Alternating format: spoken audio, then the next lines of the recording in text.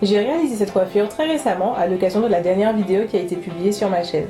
Donc la coiffure donne l'effet d'une coupe au carré assez courte avec un peu un dégradé à l'arrière. Et ce qui est intéressant, c'est que quand on la regarde, on est très loin de se douter que ceci est ma vraie longueur de cheveux. Donc dans ces conditions, on peut s'interroger sur l'intérêt d'avoir les cheveux longs quand ils sont crépus et naturels.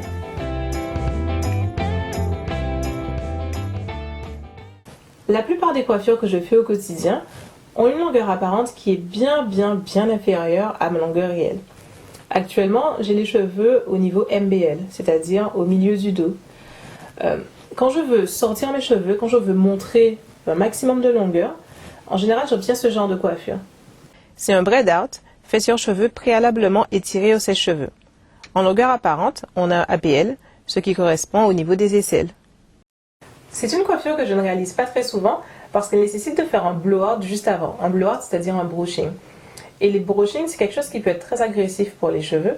Personnellement, je m'autorise à en faire un maximum tous les 2 mois. Plus que ça, on peut avoir les cheveux qui cassent. Et personnellement, je veux faire pousser mes cheveux.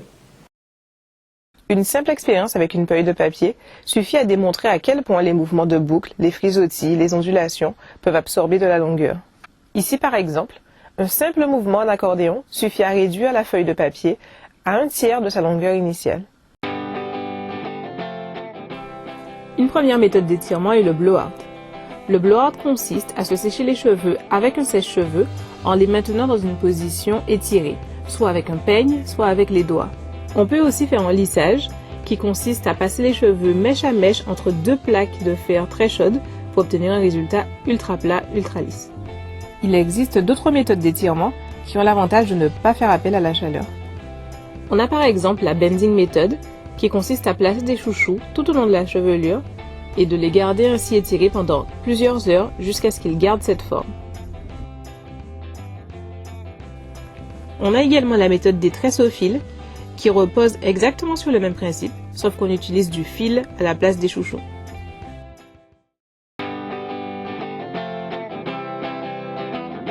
Voici quelques exemples de coiffures que j'ai pu porter au cours de ces derniers mois.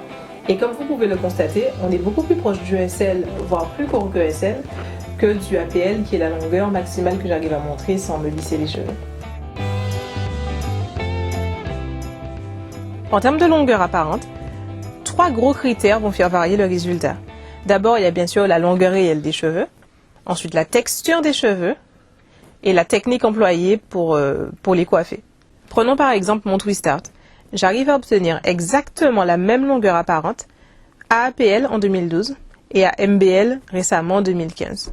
La seule différence, c'est que sur la photo de 2012, avec mes cheveux au niveau des aisselles, j'avais fait mes vanilles sur cheveux secs, alors que en 2015, avec mes cheveux au milieu du dos, j'avais fait mes vanilles sur cheveux mouillés et desséchés à l'air libre. Le rétrécissement du cheveu crépus est tellement riche que la façon dont mes cheveux réagissent ne sera pas la façon dont vos cheveux réagiront. Donc, je ne peux que vous encourager à faire des expérimentations, faire des nattes après le shampoing, des vanilles après le shampoing, ou essayer des tresses au fil, la bending méthode, et diverses choses pour apprendre à connaître vos cheveux, apprendre à connaître la façon dont ils se comportent et la façon dont ils s'étirent et dont ils rétrécissent, pour ensuite maîtriser vos coiffures et maîtriser votre style. Pour vous guider dans vos expérimentations, je peux quand même vous donner une échelle générale du shrinkage. Le shrinkage maximal, en dehors de vos cheveux complètement mouillés après le shampoing, sera le tressage, c'est-à-dire vanille, natte, bantou ou quoi que ce soit, fait juste sur cheveux mouillés, complètement mouillés. Viendront ensuite la même chose faite sur cheveux humides, c'est-à-dire juste après avoir passé le vapeau par exemple. En troisième, sur cheveux secs, complètement secs, en milieu de semaine par exemple. Puis viendront les tresses au fil ou la bending méthode, qui pourront donner un assez bon étirement. Pour avoir encore mieux, ce sera le blowout, et pour avoir encore mieux, le lissage. Et l'avantage que je préfère dans le fait d'avoir les cheveux crépus longs, c'est la façon dont on peut jouer avec le shrinkage. Beaucoup plus encore une fois que quand on a des cheveux plus courts. On a vraiment des possibilités, que ce soit dans les twist out, sur cheveux mouillés, sur cheveux secs, sur cheveux moyens, les bandes tout notes, les nattes, etc. On peut beaucoup plus jouer avec la longueur de ses cheveux, avec la densité de ses cheveux, avec son volume, etc. Il y a tout simplement plus d'options en fait. Finalement, les cheveux crépus longs ont bien plus à offrir que la longueur apparente.